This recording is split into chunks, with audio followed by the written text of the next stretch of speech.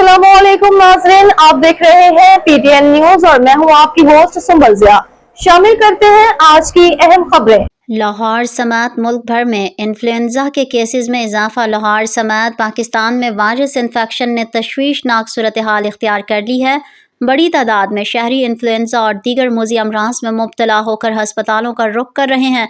महकमा सेहत के मुताबिक गुज़िश्ता 12 रोज़ के दौरान पंजाब के सरकारी हस्पतालों में 50,000 से ज़ायद मरीज़ रिपोर्ट हो चुके हैं, जबकि निजी क्लिनिक्स में भी मरीज़ों का गैर मामूली रश देखा जा रहा है। मुतासर अफराद में खुश्क खांसी, शदीद नज़ला, सर दर्द और जिस्म दर्द जैसी अलामात आम हैं।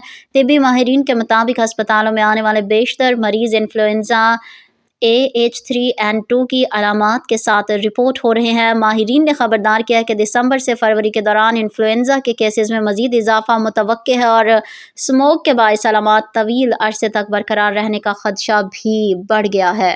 न्यूज स्टूडियो से अब तक के लिए इतना ही। मज़ीद खबरों और अपडेट्स के लिए देखते रहें PTN न्यूज। अल्लाह निगहबान।